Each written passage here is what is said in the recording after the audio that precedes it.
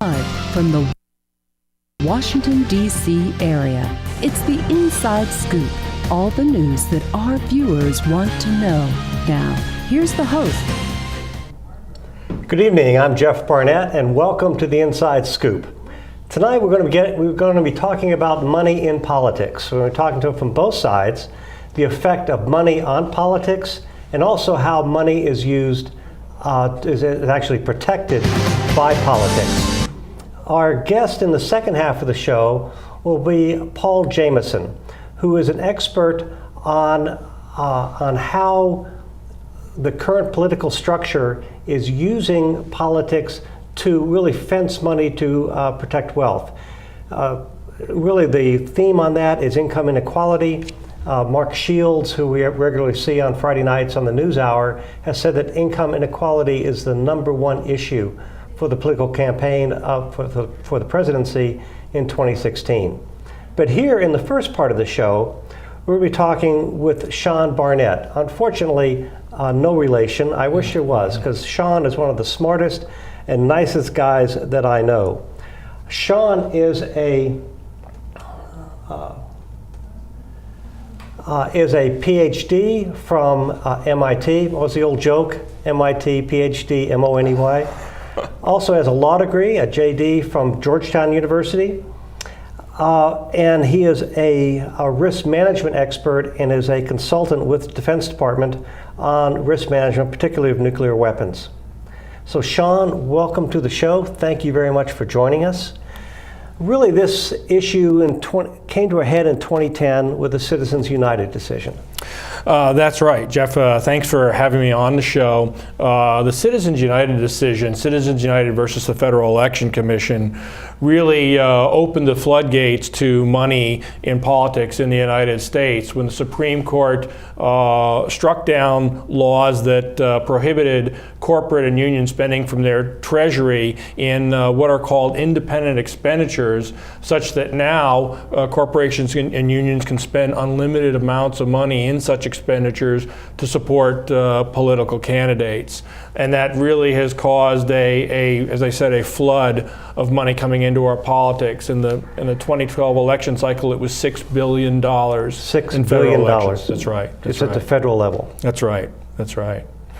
And so that combined with some later court decisions at the appellate court level and at the Supreme Court level have given rise to the super PAC, which you may have heard of, which is a vehicle for collecting funds and then spending them in these independent expenditures, and it can do so in an unlimited way. Because of certain rulings made by the Federal Election Commission and how the IRS treats nonprofit organizations, it's possible to set up essentially front organizations that can collect money, give them to the super PAC, and then the super PAC can spend the money without anyone ever knowing who's really behind the money coming into our elections. And so it's really a double whammy. It's unlimited money, and it's also potentially secret money coming into our elections. And it's very damaging because it gives people who have that money a real unfair advantage in the political process, and really gives financial interests power that the ordinary American does not have. How do we get here? I mean, how did this happen? Well, it happened, specifically there was a group that was looking to air a movie about Hillary Clinton in 2008 in opposition to her campaign that filed suit to be allowed to do that, arguing that the First Amendment should allow them to do that, which was contrary to law at the time. It was the McCain-Feingold Act that had been passed in 2002. And this group, Citizens United, was challenging that. They lost at the district court level, but they appealed ultimately to the Supreme Court. Supreme Court took their case, and with a 5-4 decision, decided that the First Amendment should allow corporations to spend unlimited amounts of money in these so-called independent expenditures. And it was just the 5 justices decided to do that was in contravention of earlier Supreme Court precedent that had upheld campaign finance limitations like these before, and it was really essentially an ideological difference. They had the votes and they made the ruling. Yeah, Justice John Paul Stevens wrote the dissenting opinion there, as I remember. That's right. And I don't know if anybody saw it, but in today's New York Times, there's an article about John Paul Stevens and that decision. And one of the things he says in it was that the Citizens United decision was, quote, a giant step in the wrong direction. So you would agree with that? Absolutely, absolutely. And Justice Stevens said in his dissenting opinion that the American people have recognized the threat of corporate electioneering since the time of Theodore Roosevelt, which is when the first campaign finance restrictions at the federal level were passed, the Tillman Act of 1907. And Citizens United essentially undid that. Now they did not directly overturn the Tillman Act, but it, through these independent expenditures, has allowed unlimited money now to come into our campaigns. Yeah. I was out in Montana about a year ago, and actually this was a big issue in an election out there, because Montana has direct experience in this. There was a Senator Clark. I don't know, you may have read about him recently because one of his, I guess his daughter just died, and she had this 50-room mansion on Park Avenue, plus these other mansions in, I think, Greenwich and in Santa Barbara, which she never visited. She just had. This is the kind of wealth that they have. Las Vegas is in Clark County, Nevada. I mean, so Senator Clark, in essence, bought himself a seat in the Senate. And as a result of that, Montana put in a whole raft of restrictions as to what you could spend. Citizens United undercut those rules, and so Montana appealed and lost. That's right. That's right. That's exactly what happened. That Montana experienced terrible corruption in their government 100 years ago, and they passed those laws in response to that and had a system that worked quite well that the people of Montana were very happy with. And then that was challenged in 2012, and the Supreme Court struck down that whole body of campaign finance law and made clear that Citizens United applied directly to the states. And so the states can no longer limit campaign spending by corporations the way they could in the past. And it's a real blow when you have a situation where the people of a state responded to the corruption that they were facing, and they had managed it for 100 years, and then the Supreme Court came along on an ideological basis and said, no, you can't do that anymore. And it's really it's really harmful to our democracy. Well, is it? I mean, can you prove that case? You know, how does, do you have any data that shows that it is harmful, that money does warp politics? Well, we do, and there's been some analysis done in particular by the New York Times. The former columnist and statistician for the New York Times named Nate Silver has done some analysis, which is up there on the screen now, that looked at Senate campaigns in the U.S. between 1990 and 2010 and compared the fundraising advantage of each candidate to the margin of victory. And you see that there on the graph, that there's a correlation between money and winning. When you have more money in the upper right-hand corner of the graph, you tend to win more often. And when you have less money, you tend to lose more often. And it's not absolutely dispositive. There are cases where the candidate who raises less money can still win. But you can see that correlation there, and it really does matter. And moreover, it's damaging in another way, in that it requires legislators to spend a tremendous amount of time raising money instead of governing, instead of making the laws that we would all like them to make. They spend their time raising money to participate in this nuclear arms race of funds, and so that's really damaging to our democracy as well. We're going to be Mark Warner against Ed Gillespie is coming up for the Senate. Any idea what they're going to be raising for those campaigns? I don't know. A Senate campaign could be $10 million, could be more. The Washington, D.C. area is an expensive media area. I'm not sure. That's sort of a national average figure. I'm not sure how the Virginia race will come out. It may turn on how much of a chance the challenger thinks he has. If he believes in his chances, then he may make an extra effort to raise outside funds, and I'm sure that Senator Warner would respond in kind. And so you may have such an arms race here in Virginia. Well, speaking of Virginia, at the state level, we don't have any limits, right? That's right. Terry McAuliffe spent $36 million, and Ken Cuccinelli spent $19 million on this last gubernatorial race. So is that necessarily bad, or what's the difference between that and what we're seeing at the federal level? Well, I think it is harmful. It does create this situation where the candidates have to raise a lot of money in order to compete.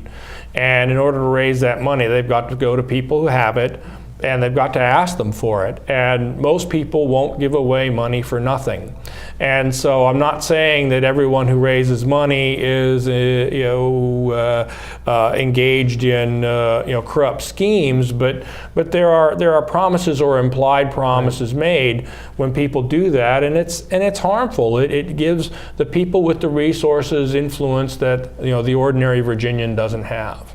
And one of the things it gives them is access, because even if the elected official is not going to vote your way, if you're a major donor, they are going to hear you out.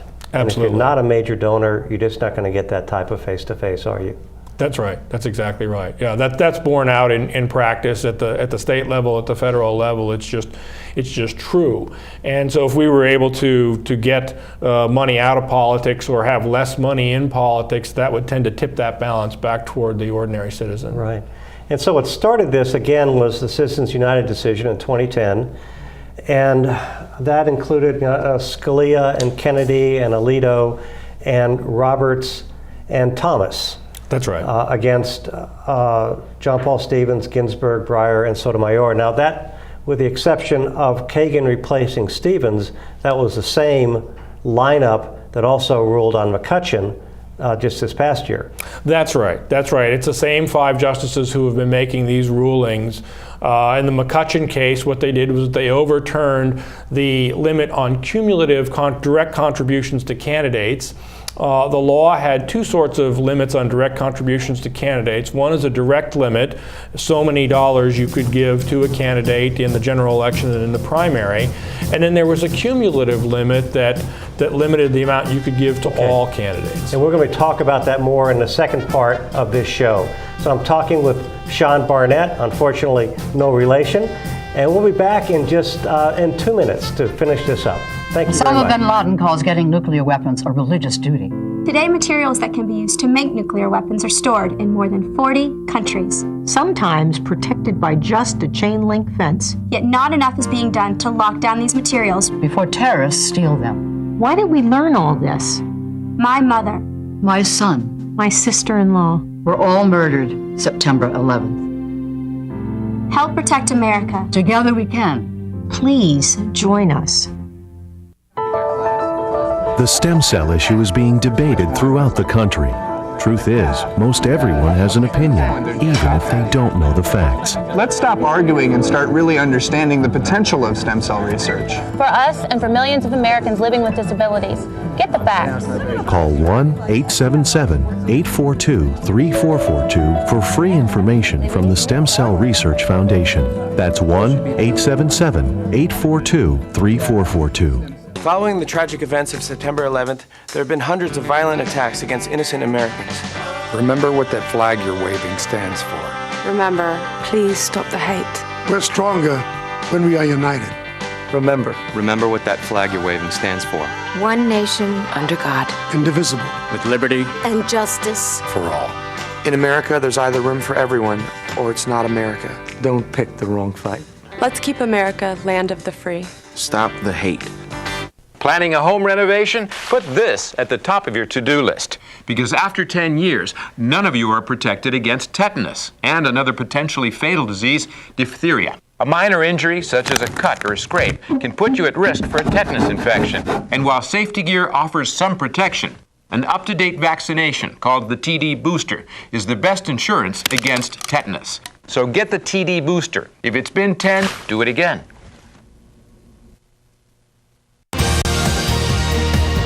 We're back to the Inside Scoop.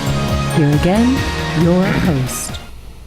Welcome back. I'm Jeff Barnett, and I'm speaking with Sean Barnett. And we're talking about the influence of money on politics, more specifically the Citizens United decision, and even more specifically than that, the whole issue of corporate personhood. You know, a few years ago, in fact 9 years ago, in 2005, Google had one lobbyist in Washington, D.C. Last year, they were the second biggest spender on lobbying in Washington. And we're almost in a situation now where you got to pay to play.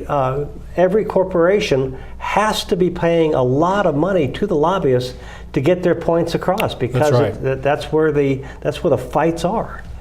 That's right. That's right. There's a lot of money spent on lobbying. I think cumulatively, probably more money spent on lobbying than spent on campaign contributions. And it's a constant process that these corporate interests and other people with resources would like to change the law to suit them, and so they hire the lobbyists and spend the money to do that. And that's something that it's hard for the ordinary citizen to even see that, because a lot of it happens behind the scenes, and you could read the laws when they're passed, but sometimes or oftentimes you don't know what's happening when they're being debated and created. And so that's another way that money has an influence on our governance that is really mostly out of the hands of the ordinary citizen. That is the case. That is the case.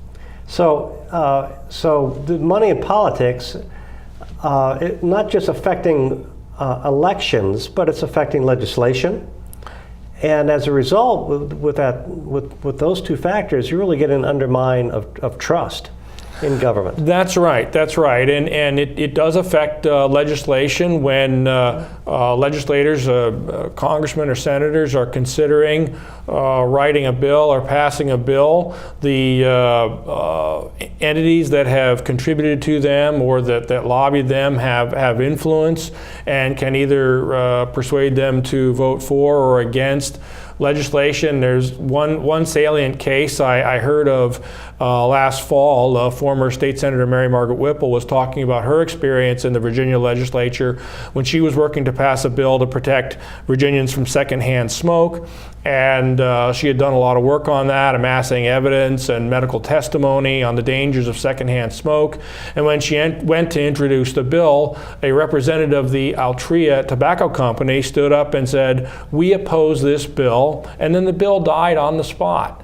And that Altria spends a lot of money in Virginia politics, and so that shows the influence that that money can have on legislation.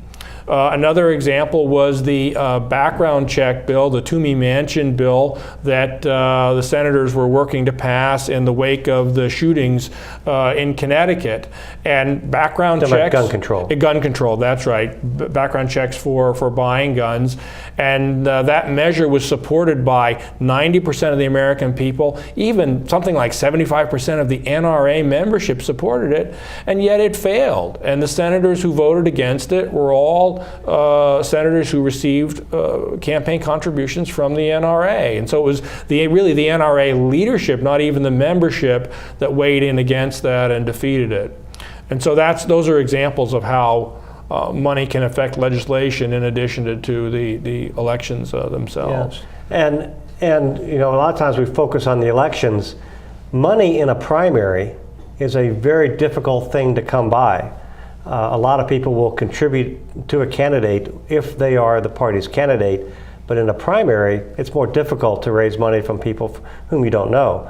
However, if a large PAC can weigh in and can back you, then you can really skew the results of a primary.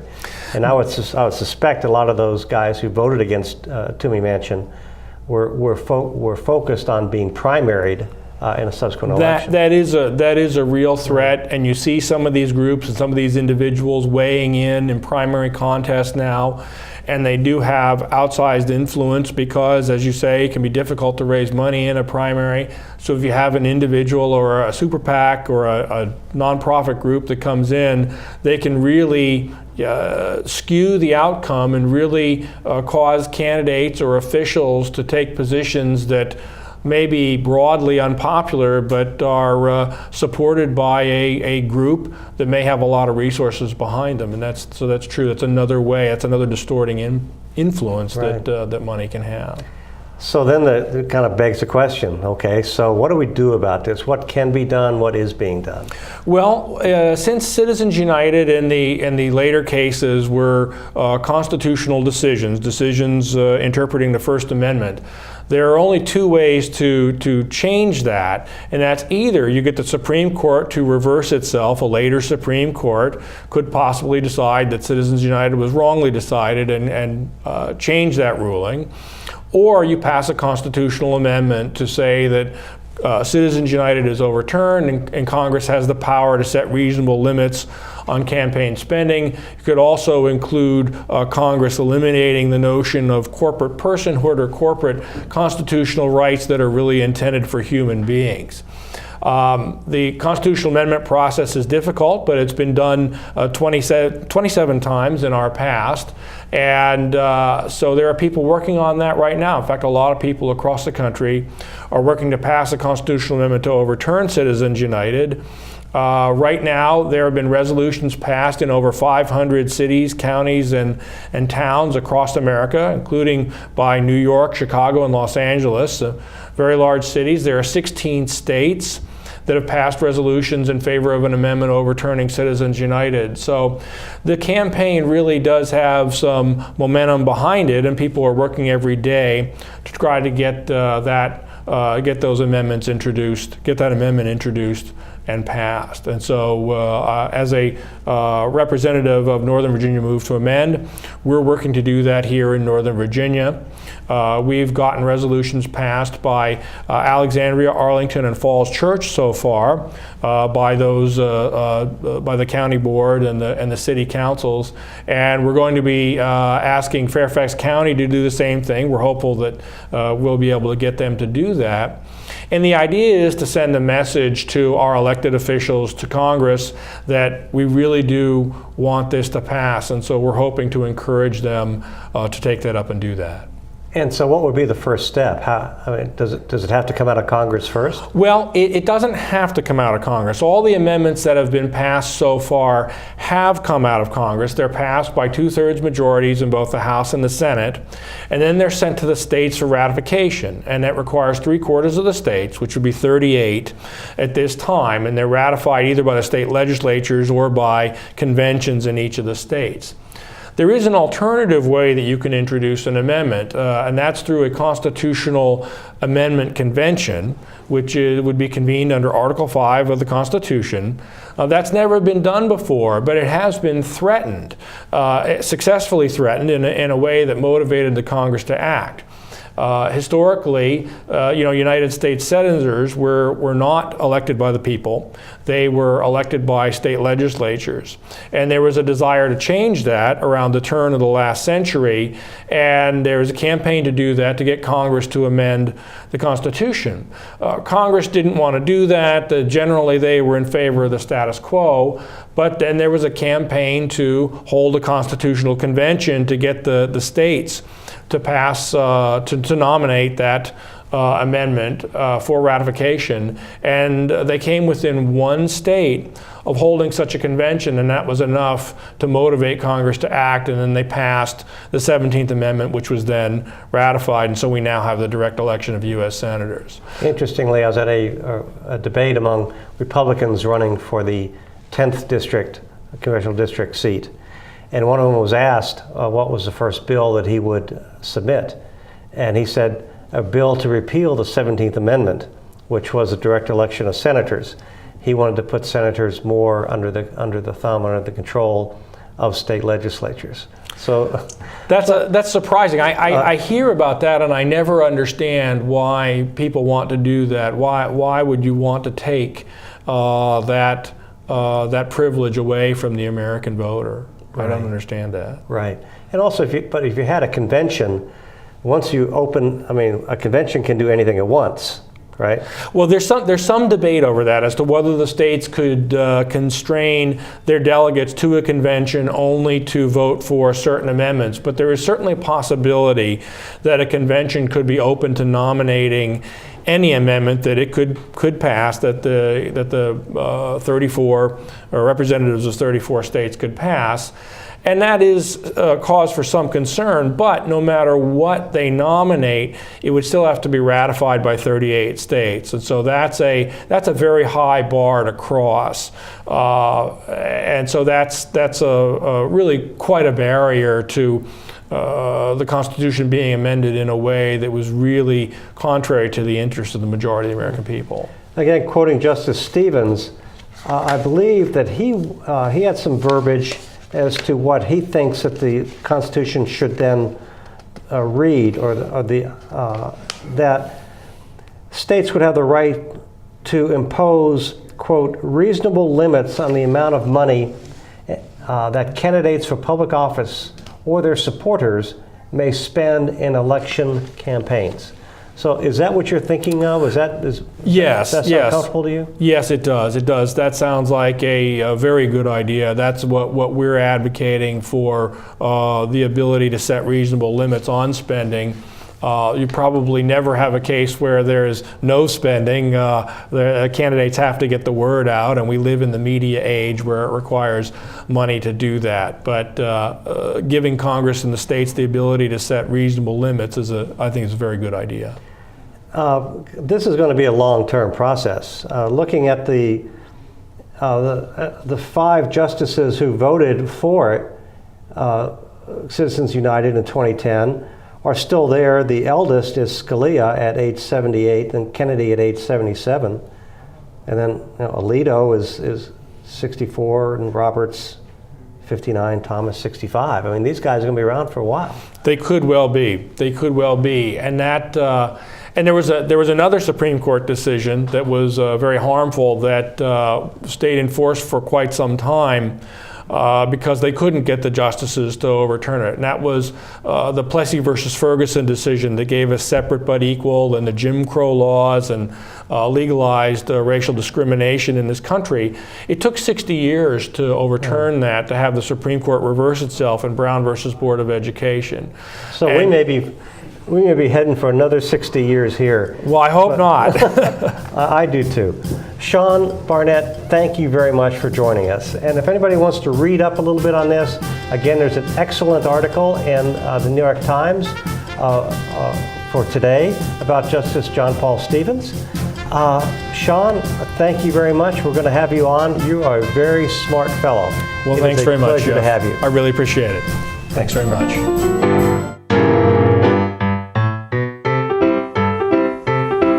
There's more than just books at the library.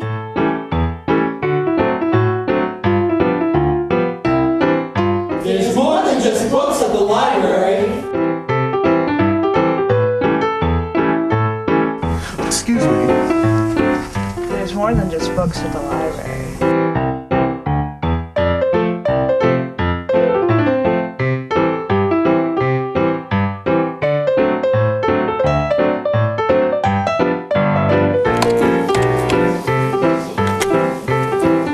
Il y a plus que de livres à la bibliothèque. Hello. You have a lot of great books here today. You know there's more than just books at the library. I know. There's more than just books at the library. I don't want to be hooked to a machine. I want all the medical treatment available to me. I wouldn't want my family to have to make this decision. My doctor knows what's best for me. An advance directive is your life on your terms. Talk with your family. Decide what's right for you. Then put it in writing. Documenting my wishes today means my family won't have to make heart-wrenching decisions later. To learn more, visit www.putitinwriting.org. 1,200 American youth run away from their homes every day. The National Runaway Switchboard is here to help. 1-800-RUNAWAY. If you are a runaway, thinking about running away from home, or a parent or guardian concerned about issues facing your child, call us 24 hours a day. 1-800-RUNAWAY. In times of crisis, hope is just a phone call away. 1-800. We're back to the Inside Scoop. Here again, your host. Welcome back to the show. I'm Jeff Barnett. In the second half of our show, we're talking with Paul Jameson, and we're going to be talking about income inequality. So here we're still talking about money in politics, but here we're talking about how our political system is being used, in Paul's opinion, to kind of make the rich richer at the expense of the middle class, and that's the kind of hollowing out that you see. By the way, there was an article in yesterday's Washington Post by Robert Samuelson, and a couple of statistics. He said in the last 30 years, inequality has exploded almost everywhere in the world, but especially in the United States and in the United Kingdom. And that prior to World War II, after World War II, the income share of the richest 10% in America fell from about 50% to about 35%. But now it's rebounded back to pre-Great Depression levels. So Paul is an international trade litigation attorney. He also has a law degree from Georgetown University. He lives in Vienna, Virginia. Paul, thank you very much for joining us. So middle class wages have stagnated. Income inequality is rampant. Right. So why and what are we going to do about it?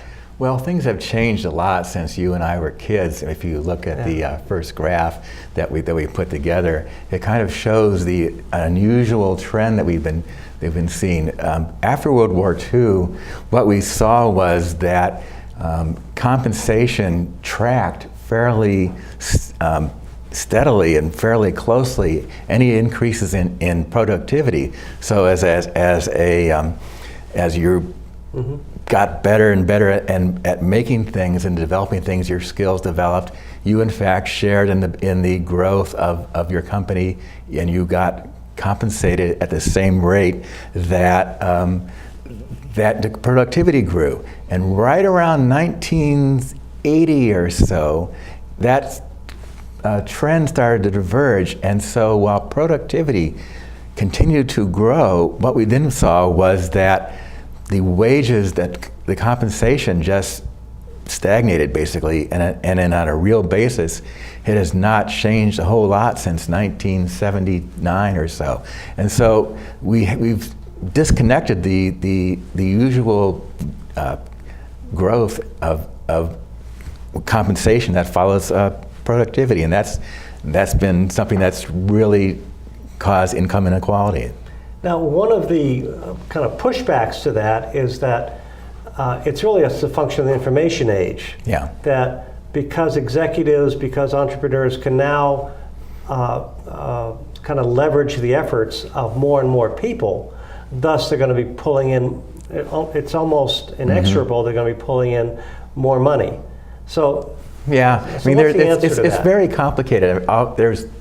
Everything is always complicated, more complicated than simply saying, oh, the workers are becoming lazier or whatever, or something like that. It's more of a matter of a set of factors that are going on. One of which is that the way that it's kind of like a feedback. If the wealthier kind of build on what little bit extra wealth they have, they can use it to grow their own power more, and they then start influencing legislature to skew the rules towards their way. And so you have these factors like information technology, you have factors like globalization that would tend to make that happen.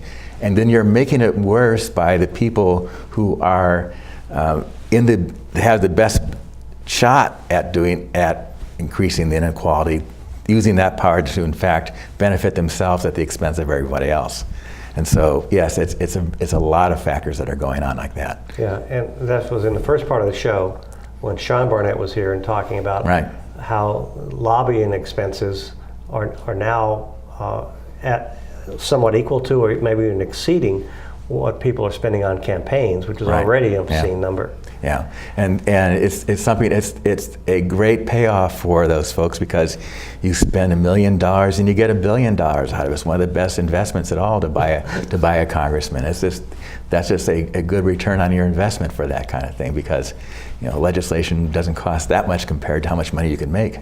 So if you're making money off of capital, you're doing very well. Exactly, and that's the latest book that Thomas Piketty put out that was just talking about the effect of the return on capital versus the return on labor, and how much, in general, normally speaking, the return on capital will grow faster than the economy grows, and that you have to do other things, that the policies must be skewed towards making sure that wages grow, because then you get an economy that has more widely shared, like in the next graph that we kind of put together there. Yeah, are you saying, these two graphs I find very interesting. Right. The first graph is between 1947 and 1979. Yes. And these are the different quintiles. So bottom 20% up to the top 20%, and then on the far right, just the top 5%. Right. But everybody was making money. Yep. Okay, and at kind of roughly at the same level. However, since 1979, that's the big difference that we see. It's just extraordinary how that whole thing just got turned around completely. Everybody felt like they were part of the process of growing the country and growing their economy, and suddenly the rules got changed so that only the wealthiest started to get benefits, and the people at the very bottom actually saw their standard of living declining there. And of course, that is in real terms over a 30-year period. Right. So even if you're in the top 20%, not including the top 5%, but you're getting about 1% a year. Yeah. That's your growth rate, right? Well, something like that, yeah. So it looks like more like 2%, but still, yes, you are definitely benefiting at the expense of everyone else, and that's kind of how they rigged the game at this point with the help of the legislatures. Are you saying that there's almost a structural divide here, that prior to 79 or in the post-World War II years, government took an active role to mitigate? They did. They did things like having fairly high tax rates, which kept the incomes down. They strongly supported the labor unions, and so that the labor unions were able to get wages increases for their members, which then translated into wage increases across the board. They constantly supported increases in the minimum wage, so that everybody benefited, not just union members. And so, yes, there was a number of things that the government did. They also invested far more in things like infrastructure and education than is happening now. The percentage of their economy that's going towards infrastructure or education has declined, which makes it harder for people to move up in the world and enjoy the benefits of it. And a larger percentage, of course, is going to healthcare, because between big pharma and the hospitals and the attorneys. Mm-hmm. And the insurance companies, they're taking money off the top, and so it's not going to those middle-class people that you were talking about before. Well, some to a certain extent, if you work in an insurance company as one of the many people spend their time denying benefits, I guess there's some people who get to have that kind of benefit. But if you're investing in that company, you're probably making you're probably doing better. Getting a higher return. Yeah. This is not a U.S. only phenomenon, is it? Well, It is not. It's something that's happening worldwide. But what's interesting about that particular chart is that it is not something that is equally spread across the countries or across even developed countries, because you see that the United States is at the higher end of income inequality, whereas Scandinavian countries like Denmark or Norway have relatively low levels of income inequality. And what that chart shows is that everywhere there is an increase, except for a few countries, but it varies a lot. So you can't say this is a international phenomena that everybody has income inequality, because it varies a lot country to country. But you can say that there's factors at work that tend to increase it across the world. There's, the rich people across the world have figured out ways to still bend the game their way. So in essence, without government interference or regulation or moderation, then it's almost inexorable that the rich will get richer and that you will have this kind of a Mexico type situation. Right. That's the way it seems to work, and it does take the government to mitigate that. It's just one of these things that it can do. I mean, it can have policies in place that make income inequality worse, which is what a lot of the various policies that have been implemented in the United States in the last 30 years, for instance, making it harder and harder to unionize, cutting the tax rates, cutting the rate of the estate tax, all that has the effect of making it worse, whereas they could be making it better and spreading the wealth around a little bit. It's not, it's not like just redistribution in that sort of sense of saying, yeah, let's just take money from the rich and give it to the poor, but let's say, let's equalize the opportunity out there more so that everybody has a shot at it. And that's what they should be doing, and that's what kind of policies we need to have implemented for this. Okay, well, in the second part of the show, we're going to talk about what some of those policies might be. All right. Right now, I'm talking with Paul Jameson about income inequality. Again, Paul is an international trade litigation attorney, and he's also the owner of a wine specialty, the Jameson Wine Experience. He has a French wine scholar certificate. He's a certified specialist of wine. He's a member of the Wine Century Club, which means you have tasted more than 100 different varietals. Up to about 170 at this point. We're not talking about different vineyards. We're talking about different varietals of grapes. Right. I didn't know that there were 170 different. More than 1,000. It takes a lot of work to get through them all. but it's fun work. Or several livers, I guess. Yeah. And you're also the book reviewer for the New York Journal of Books when it comes to wine. Right. That's right. And you've been doing this for how long? The wine review has been for about 3 years or so.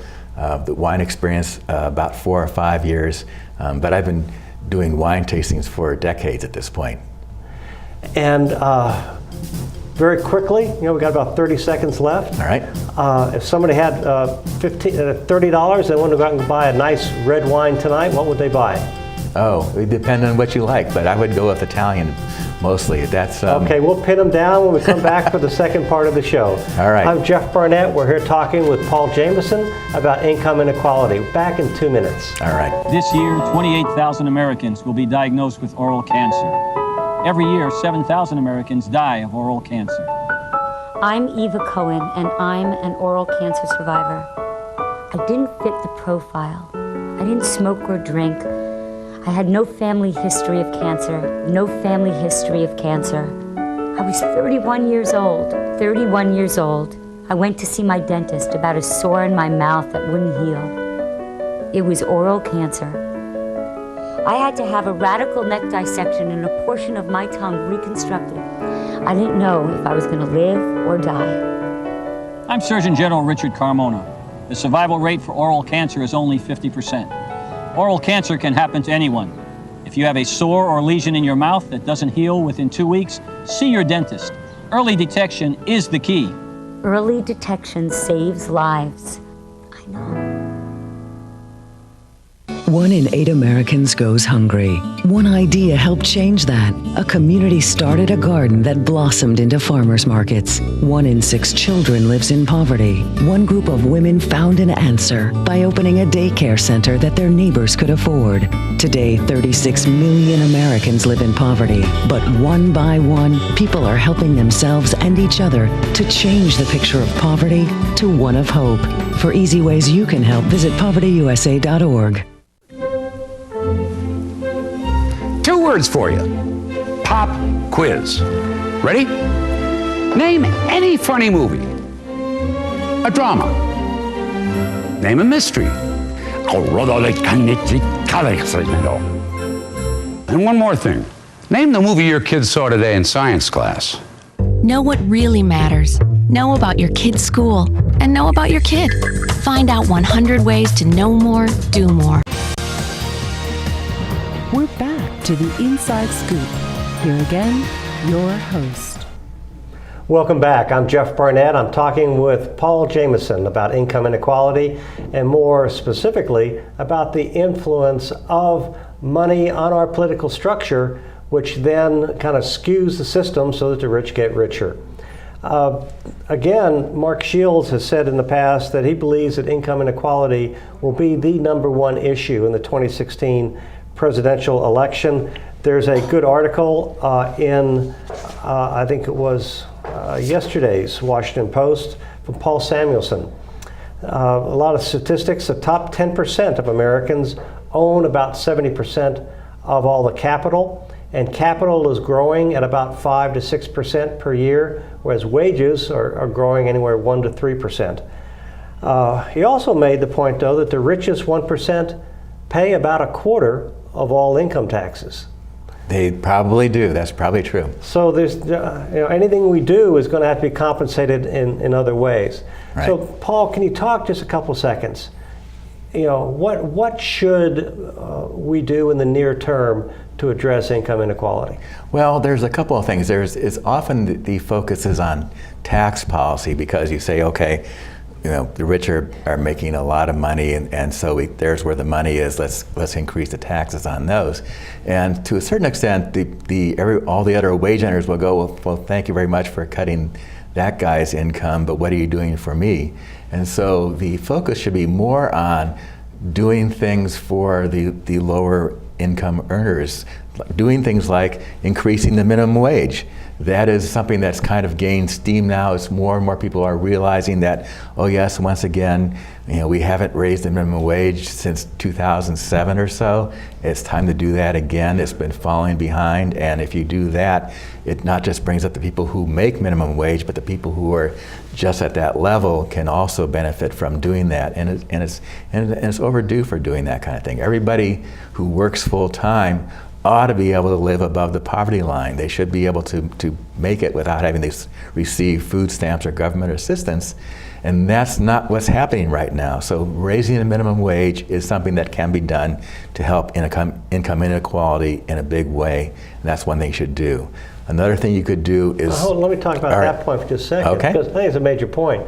When you talk about raising the minimum wage, people in the middle class can say, well, okay, what's in that for me? How does that affect me? But what you're saying is that when people are working full-time and still earning below the poverty level, then a lot of social programs kick in. So right. in essence, the rest of us are subsidizing companies who exactly pay people right. less, That's right.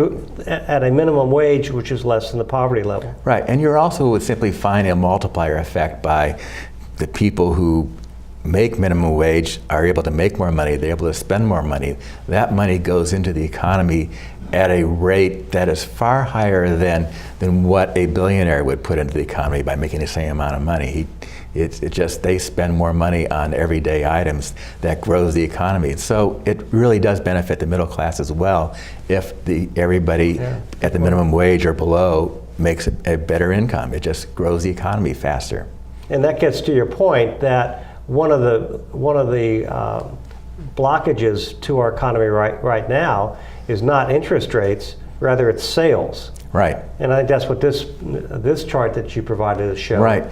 Well, Yeah, you always hear that the people who, the Chamber of Commerce or something like that, will always say, well, the problem is the job creators aren't feeling the love and they aren't giving the incentives to go out and create jobs. But just take an example. Suppose you have companies A and B, both in the widget business, and you say you have a scenario where suddenly sales start to grow. There's the demand for the product grows. Company A says, well, sales are growing, let's hire more people and invest in increasing our capacity. Company B says, well, taxes are still too high and there's still these regulations, so we're not going to hire anybody else. Or you have opposite scenario where you have sales are stagnant and company A says, well, we don't have it at the sales, we're not going to do anything. But then they say, but then the government cuts taxes and cuts regulations, and company B goes, yay, our taxes are cut, our regulations are cut, let's hire more people, even though there's no more sales. That company's costs are going to go up. It is not the matter of the job creators need more incentives. The job creators need more sales. They need demand increase. That's why all the policy should be directed towards things that make more money into the system, as opposed to more money for job creators who cannot and will not and should not create jobs if there's no demand for the products they make. Yeah, again, going back on the minimum wage, I think a third of the people working for Walmart are paid at minimum wage today. There's almost like 500,000. Right. At the same time, 4 of the top 10 richest people in America are heirs to the Walmart fortune. Right. So all you're talking about is taking some of the money that is going to the heirs to the Walmart fortune, right, and redistributing it through a higher minimum wage to the people to the lower end, so that the rest of us are not subsidizing them and then enriching the heirs. Yeah, and the Walmart. Waltons will still do just fine. They may in fact do even better if the economy grows faster. I mean, they won't be as overlordy as they would before, but they are still, they'll be better off as long as everybody else is better off too. So they should benefit from it as well. Yeah, I think you have to make the case, though, Paul, that there has to be something in this for more than just for the people making minimum wage, that the broader middle class, right. And I'm not sure that case has been made, or do you think it's being made now, or do you think that message is getting through? There are things that could have been done. For instance, when we had the huge crash in 2007 and 8, they could have done more to stimulate the economy by putting money into infrastructure projects. If you say to the U.S. industries, guess what? We're going to give you $2 trillion to grow the economy, but you have to tell the Republicans to back off and kind of support that. And what would happen if you kind of developed or devoted $2 trillion to repairing our roads, fixing our sewer system, repairing the electric grid? That would have made benefits all across the economy, not just the minimum wage workers, but the everybody making middle class wages and above. Everybody would have benefited.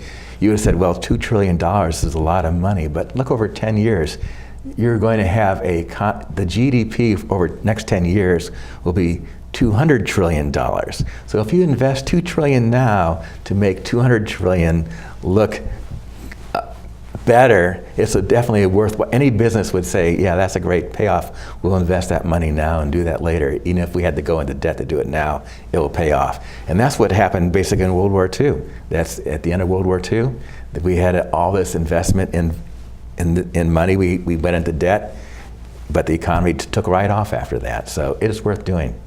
I mean, it's classic Keynesian economics. Yes, which is fallen in favor, but it works. And the alternative is Hoover economics, right? Which, but for some reason, the Hoover economics has been embraced by the majority of people. And as this chart that you provided very kindly shows, people with money seem to vote at a higher frequency than people who don't. And that's something that has to change. Obviously, it's not going to change until more and more people say, okay, we can do something about this. We can get out there and vote, because the people with the more money tend to have different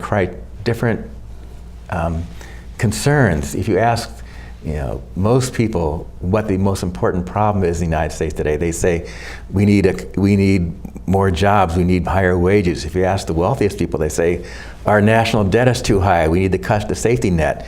And the congressmen and senators listen to the elite. There's just a study that came out that said, guess who they all listen to? It's the people with the money, and that's whose policies tend to get implemented. That's why you hear people say, we need to tighten our belt just like a family. That doesn't help anybody other than perhaps people who make their money off of interest payments or something like that. It does not help most other people. So Paul, we have about 3 minutes left. All right. So let me just put this to you. Let's just say you're a U.S. senator. Mm-hmm. Give us like 2 or 3 bills or initiatives or themes that mm-hmm. you would push in the short term. I would push raising the minimum wage. That's obvious. To what level? Up to 10.10, and then after that, index it to inflation, and hopefully that would kick in at some point. Even at 10.10. If you're 10.10, you're making that's $20,000 a year. Mm-hmm. Still, your kids are on subsidized lunches here in Fairfax County. Right. Matter of fact, if both you and your spouse are working at that level, that's $40K, and that's about the cutoff. So yeah, you both have to be working at that. You both have to be working at least 10 to do it. That's even problematic in our area. Right. But it's a start. You got to start somewhere. So that's one thing that I would do with minimum wage. I would secondly work on legislation, work with labor to help improve the enforcement of labor agreements. There's been a lot of union busting going on, and that has been shown that a lot of the fall off in the wages has been due to the lowering of power of unions. Unions have gotten such a bad reputation, but they have really done the job, and they did for the first 30 or 40 years after World War II to raise up everybody else. And so people attack union, and we have union thugs doing all these things that we would normally like to have them be doing, but they got that bad reputation. And thirdly, I would go and put money into investing in infrastructure and just make an investment now in our infrastructure and in our education to make it work better for everybody. So infrastructure, mm-hmm. Minimum wage, mm-hmm. and union, pro-union. Right. What kind of a Italian wine do we want? Oh, we would probably want something like a wine from southern Italy, like an Aglianico or something like that. I like Barolo a lot, but it's awfully expensive, so I look for bargains out there. Paul, thank you very much for joining us. We're talking my pleasure. with Paul Jameson about income inequality. Again, if you want to read more about it, hear more about it, go to yesterday's Washington Post. Paul Samuelson has an excellent article. Hendrik Smith also has an excellent book out on the vicissitudes of income inequality. My name is Jeff Barnett. I've been talking with Paul Jameson. Again, we're talking really, the focus has been on the role of money in politics. Anything else? That'll do it. Great. Thank you very much. Thank you very much. You're welcome.